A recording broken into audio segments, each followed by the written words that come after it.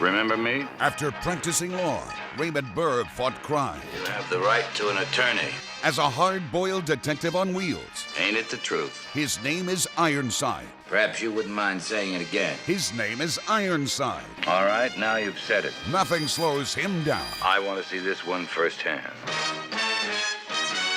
Now on MeTV Fresno, Xfinity 187. Well, what are we waiting for?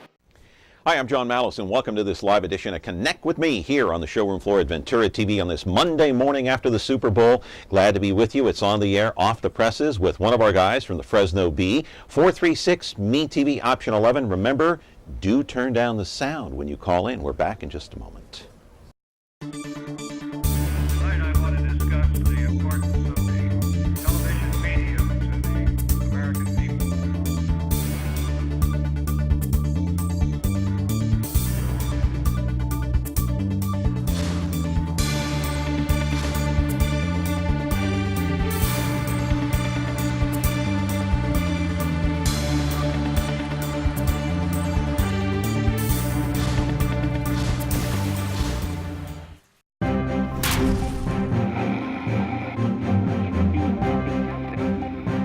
Welcome back to the program. It is Monday morning after the Super Bowl, and thank God that game is over. Aren't you glad the football season is finally over?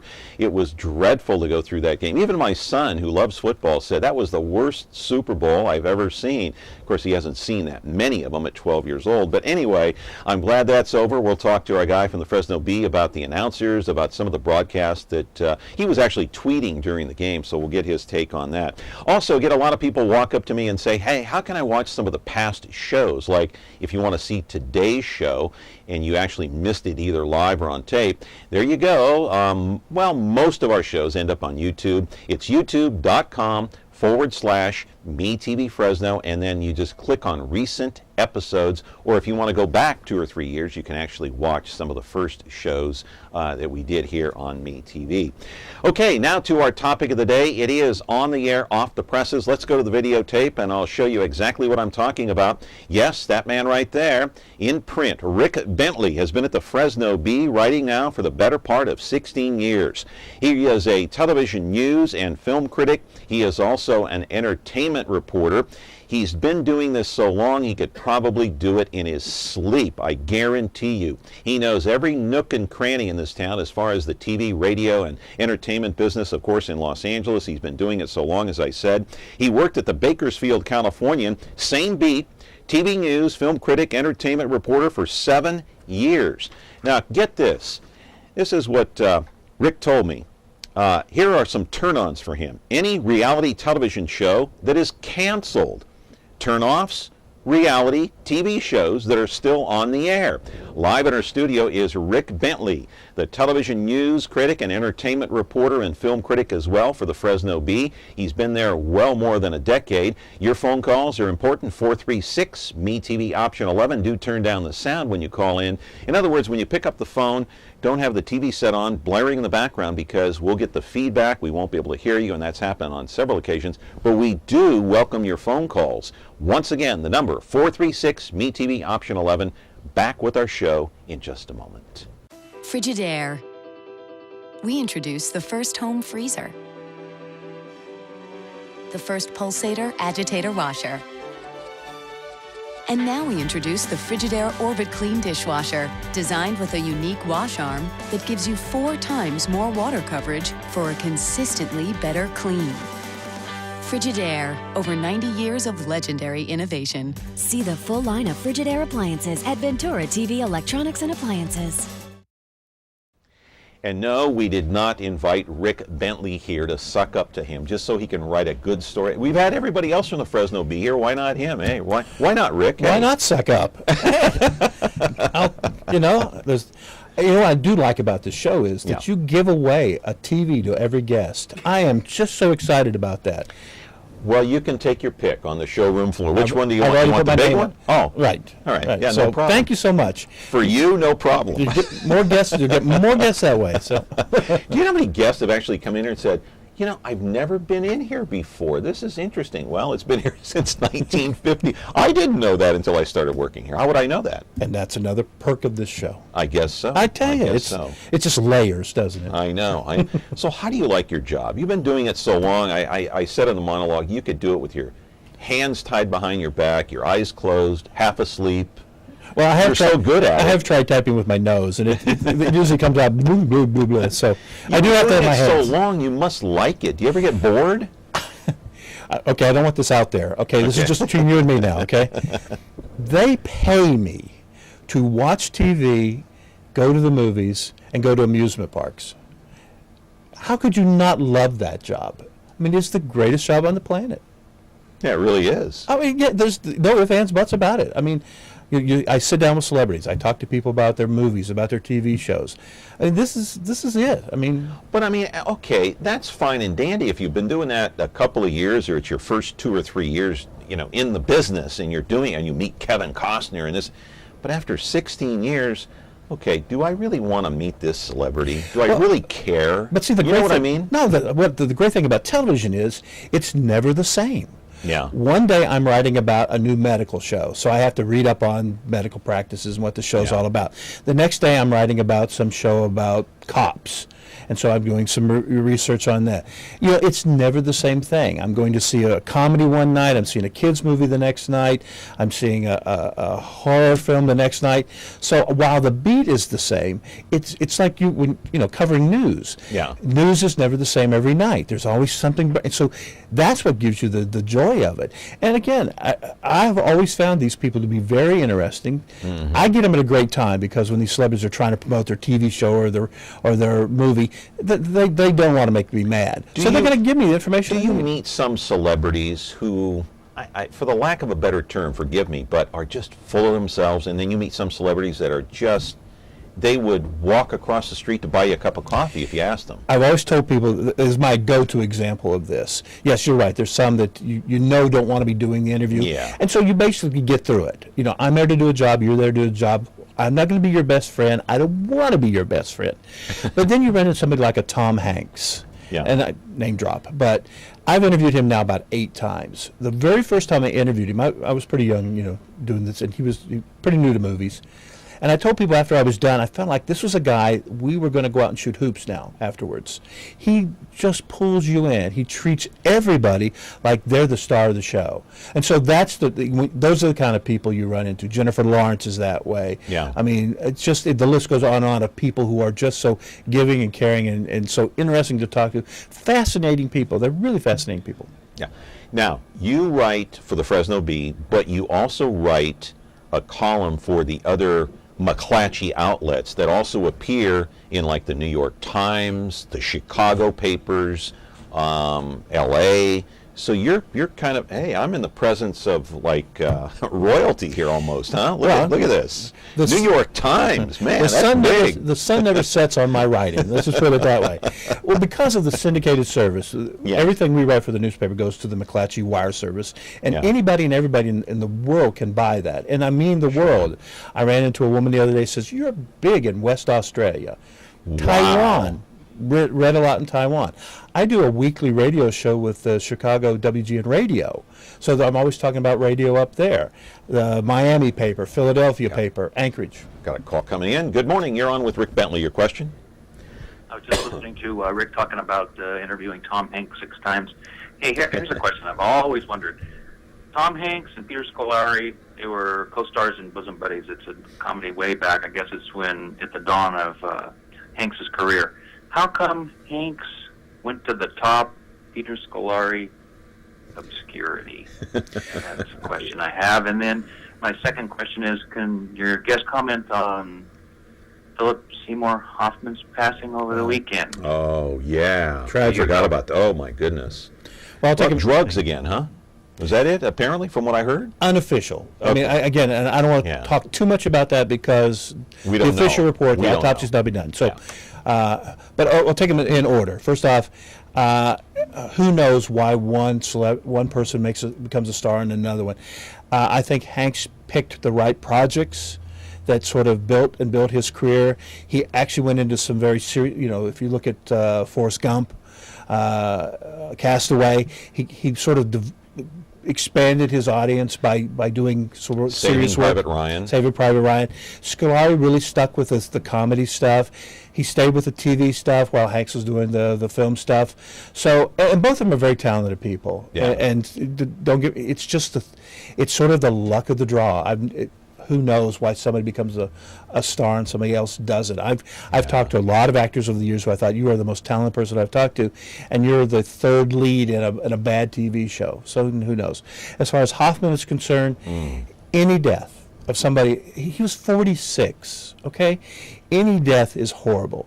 Anybody that dies that young is horrible. Anybody who dies leaving 3 children behind makes it even worse.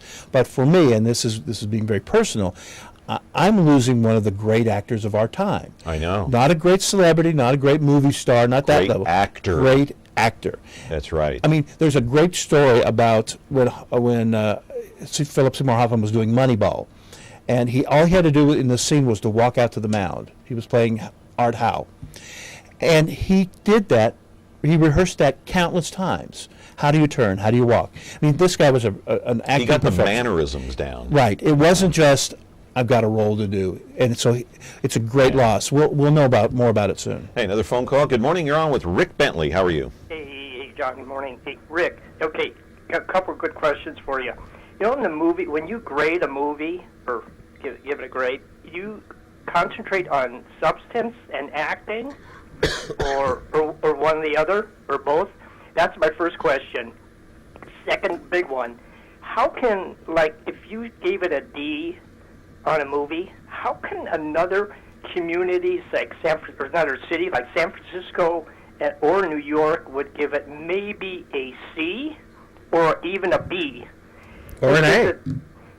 You know, is it because of Fresno being conservative, or we are a conservative, somewhat of a conservative town? Does that influence the grading system of the person, of yourself? I don't know if you're raised conservative. Do you think that has an influence on the grading of what you share with the public? Okay. All right. That's it, Rick. Appreciate your. Thank you for the call. All right.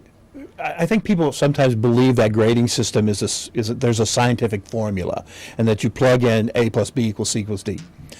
There's no real formula to it. It starts with, when I walk into the theater, I'm looking for the best product I can be given. And I have seen horror films and I've seen documentaries that I've given both A's to, and people do you do it based on substance or acting? It's a little bit of everything. Okay. It's substance, it's writing, it's the music. I try to take it all. And then you could give it an A, but New York could give it a C. You know what? It's just difference of opinion.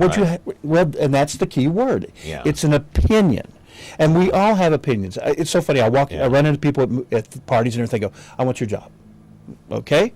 Because I've got an opinion about a movie. Okay, fine. What do you think of this new Harrison Ford movie? I loved it. Okay, why? I just liked it.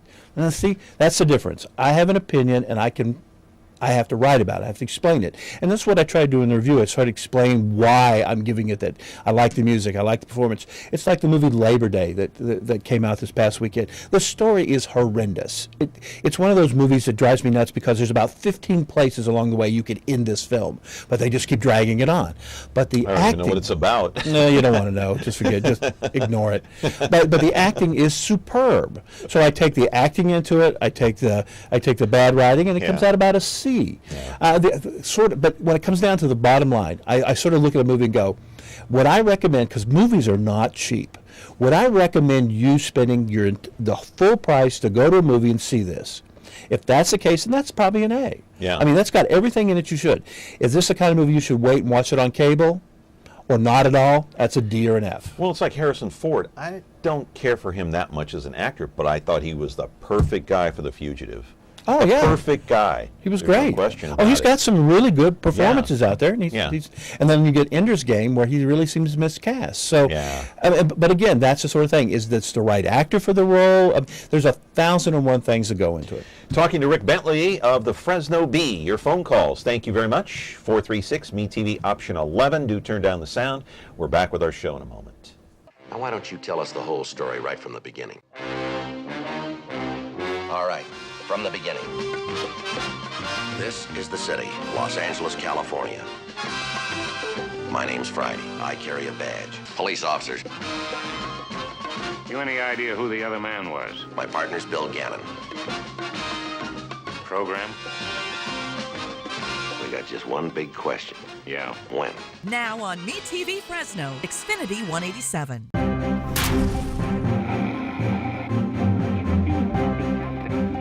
And we're back here on the show with Rick Bentley, and I want to ask you, I want to put the ratings up here locally, talking about KMJ and some of the radio ratings. These are not the final ratings. This is just a sampling of what we're looking at right here. And you can see, you know, KMJ appears to be down here, local radio. Do you think, in your opinion, Rick Bentley, do you think that the new talk format, local talk format on KMJ, is going over with the audience? Or do you think these ratings are a reflection of what might be going on, even though this is not the final say on the matter? I think you've missed the whole boat on these ratings. These ratings are skewed completely wrong. Okay. I wrote a story a couple weeks ago about a violation by a local radio group. That would be John Oslin? That'd be John Oslin, his group. Okay. They filled out ratings incorrectly. There's a very strict rule when it comes to radio ratings that if you're connected to, you probably saw this with television, if you're connected to a TV station, you can't fill out those rating books. It taints them. I know, even if you have a distant relative, right, you can't do it. You can't do it. In this case, there was somebody very close to the station who did that. When that happens, those numbers get thrown out. Those books get thrown out. Now, we have a very small sampling. It's 0.002 of the people who live here. You start throwing out 6 or 7 books, that begins to make the ratings twisted. You also have, those books could have been for KMJ. Had those gone to a household that listened to... You mean the ones that got thrown out? The ones that got thrown out. So now you've got a double fault against stations like KMJ or Kiss Country or anybody. This is Oslin's second violation, is it not? Technically it's his third, okay, but it's second in a row. Well, do you think he's doing it on purpose to have these books thrown out? You know, you're going to have to ask John specifically. Yeah. My feeling is, having talked to John, is that he believes this system is flawed. It's completely wrong, and I agree with him. Yeah. This system does not work anymore. And I think in some way these violations are drawing a spotlight on these ratings, saying this does not work anymore. We can't just say, I don't know if you've ever talked to anybody who did a TV or a radio ratings book, but they don't fill them out. Most of them don't fill them out till the end of the week. Oh, what did I listen to at noon on Tuesday? I'm sure I was listening to KMJ. They could have very well been listening to Kiss Country or Kino or anything else. But you go back and you try to recall what you're listening to. So the numbers are not, it's a system's broken. Yeah. I want to talk about sideline reporters because this is a pet peeve of mine. I think they're a waste of time in many sporting events. Football, baseball, basketball. The San Antonio coach, his name slips my mind right now, Popovich. Okay, you know, there's a rule in the NBA with the contract with the networks. At halftime, they have to ask the coach at least 2 questions. And he's protesting by just simply answering with 2-word answers and it blows them off. Do you think sideline reporters in these events, are they relevant? I think that there's a need for a sideline reporter, but not to do that. I mean, that'd be like somebody walking in here in the middle of your show and asking you, you know, what's your favorite dessert?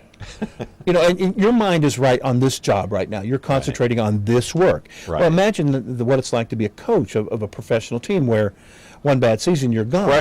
Pressure. You're thinking about that second half. You're thinking about, and so you've got to stop your process to answer what is usually an inane question. It's really usually is. something, you know. Well, what are you going to have to do in the second half to, you know, you ask the Broncos coach, what do you have to do in the second half to beat the Seahawks? Well, score more points. Duh. But what you need a reporter there in the case of if a player goes down, somebody gets hurt, somebody's off the bench, whatever it is, to be a reporter. Not just to ask those fluff questions. So yes, there's a need for them, but not the way they're doing it now. And I want to get your take on this. The Richard Sherman interview from 2 weeks ago. I can never get enough of this. Let's go ahead and play the sound after the championship game with the 49ers and what Richard Sherman told Aaron Andrews on the sidelines. Joe, thank you so much. Richard, let me ask you the final play. Take me through it. Well, I'm the best corner in the game. When you try me with a sorry receiver like Crabtree, that's the result you're going to get. Don't you ever talk about me. Who was talking talking about you. Crabtree, don't you open your mouth about the best. Or I'm going to shut it for you real quick. L.O.B. All right, and Joe, back over to you. As you can see, I think, up in the booth, they were telling Aaron in her ear, we don't know what this guy's going to say next. Toss it back to upstairs in the booth. Right. Did you notice that? Yeah, I noticed that. And I think this is a prime example of where you're going to get these situations. I'm surprised you don't get this more. I mean, you're talking to somebody in a very emotional state. These athletes spend all this time. I mean, they'll tell you how much the adrenaline is running. Normally they can sort of control it. I think he was great. I think it was probably one of the first honest sideline reports. Yeah. And again, we know his name. I bet you 80% of the people out there who didn't know who Richard Sherman was or thinking he was the Disney guy who wrote all the music for Mary Poppins now know this guy is a football player, with the Seahawks. And so about 80% of the country now know his name. So, I think in some way he did the right thing. For them to be shocked about, well, he's answering like a WWE wrestler. Well, his emotions are high. Yeah. What do you expect? Yeah, and would you rather look at Aaron Andrews down on the sideline, or would you rather look at a guy like me? Well, honestly, Rick, come on. You're a more qualified reporter. But I know what your answer is, of course. And this is one of the reasons you get a lot of attractive people on the sidelines. Yeah. It's become suddenly the face of the telecast because you're not seeing the guys in the booth that much. I know. Rick Bentley is our guest here on Connect With Me. I am not Aaron Andrews, nor do I pretend to be. Anyway, we're back with our show in just a moment. When you like Ventura TV Appliance on Facebook, it's nice. But when you love the Samsung big screen we deliver, it's even better. Our website is cool, and it's a good place to start. But you really should touch the merchandise before you buy. Time for that upgrade to an HD 3D web-enabled Samsung TV. Get the best selection, price, and service in town without waiting. Come in to Ventura TV Appliance and touch the merchandise today. Local television news. So, 26 has new ownership, obviously, right. And they seem to be doing fairly well. I don't watch all that often. My former digs, of course, with Money and Ashley. Right. How do you view their role in television news right now? Well, it's so interesting. This is a really interesting market when you talk about Fox News, because I always think it's amazing the numbers they get, considering the fact that they are the one evening news, the late night news that goes against primetime broadcasting. But they're Foxified. They're trending toward the younger audience. Yeah, exactly. But again, I think that younger audience, certainly the networks put up shows at 10 o'clock, on NBC or ABC or CBS that are young type things. So it's amazing they do get the numbers they get. Caller, you're on the air. Go ahead, quickly. Good morning. I was wondering, what is the best movie that Rick had seen? Oh, good one. This is always so hard to answer because I feel like it's a genre thing, but my always fallback is, Citizen Kane is a tremendous film, but if I had come to shove to take one movie to an island, High Noon. Oh, I love that on Netflix. I saw it recently on Netflix. Great movie, isn't it? It is. It is just... And there's a great story behind it. What do you think about Ben-Hur? Because that's one of my favorites. Ben-Hur is an amazing film. There's a whole list. 2001, Love Actually. I could go on and on. But it's almost, you almost need to answer it in a genre because overall it's hard to pick. Back to local news, Channel 30 dominating the ratings, but then Channel 24 and 47 combining in terms of ownership. Not only that, combining newsrooms. Yeah, it's an interesting experiment. I don't know what I think of this because I've been in TV news since 1974, and I've always looked at the other station as my enemy, my competitor. I don't even know if I want to talk to them until my story's done. Right. Well, it's a weird situation. It's a situation, you're right, because technically you work for, if you're a reporter, you're working for both stations. Yeah. And so it's an interesting dichotomy to have to put these reporters through.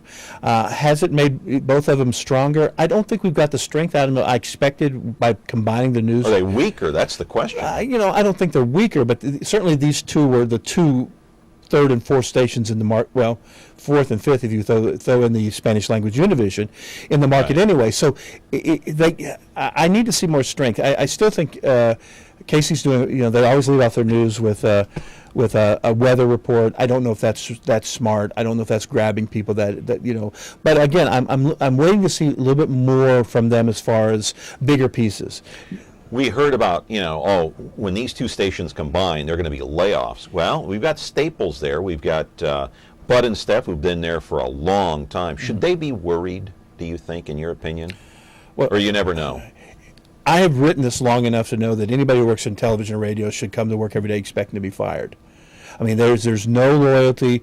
People come and go in these things as fast as minds change. Yeah. So should there be? Everybody should be worried who works in TV and radio, because, unlike baseball where you would fire the manager, this is where you fire the team.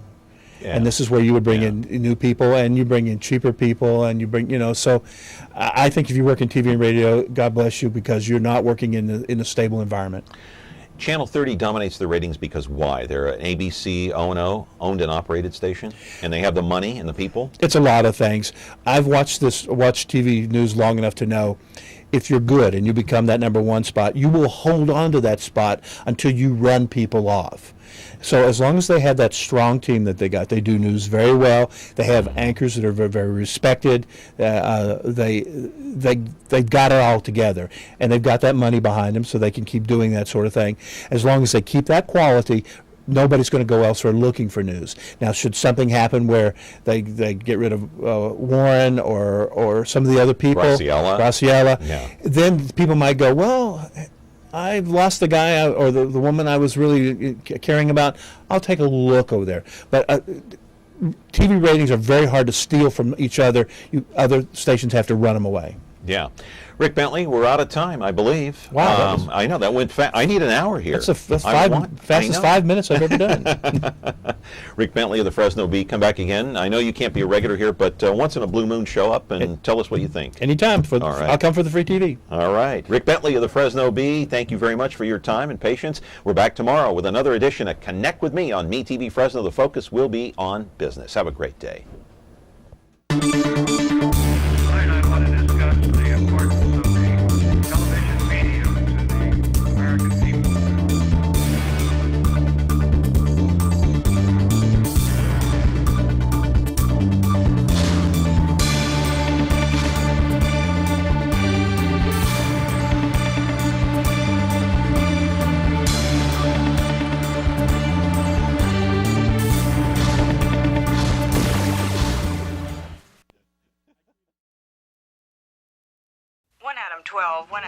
This is Adam 12. It stars Martin Milner as Officer Pete Malloy, Kent McCord as Officer Jim Reed. 1 Adam 12, roger. This black and white patrol car has an overhead valve V8 engine. It develops 325 horsepower at 4,800 RPMs. It accelerates from 0 to 60 in 7 seconds. It has a top speed of 120 miles an hour. The automobile has 2 shotgun racks, one attached to the bottom portion of the front seat, one in the vehicle trunk. You want me to drive?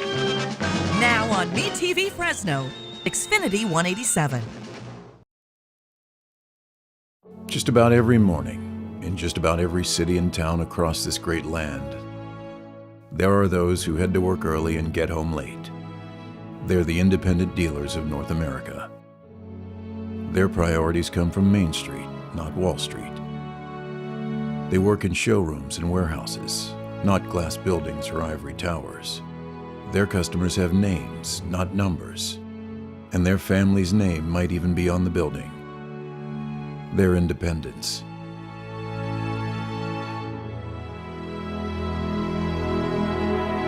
They provide jobs, invest in their communities, pay taxes, and serve their neighbors.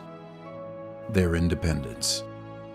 With hard work, good judgment, and a little help from above, they're able to carve a living out of a storefront, some inventory, and their most valuable assets, their customers. Their independence. There was a time not that long ago when the MBAs, the consultants, and even a few suppliers had written them off. Surely the corporate giants with their massive resources and billions in sales would snuff out the independent flame. But those guys don't make the rules. Customers do. Now it's becoming clear. There's a change in the air. A realization that customers are demanding more. Who can deliver quality? Where did service and advice go? What happened to trust? Well, it's been right here all along. In every delivery and every handshake at each of the thousands of independent dealers of the Nationwide Marketing Group and its divisions. working together to buy better, sell smarter, and compete tougher. So think outside the big box. Think independent and save. Since 1951, Ventura TV Appliance Center. We're working hard to be your place.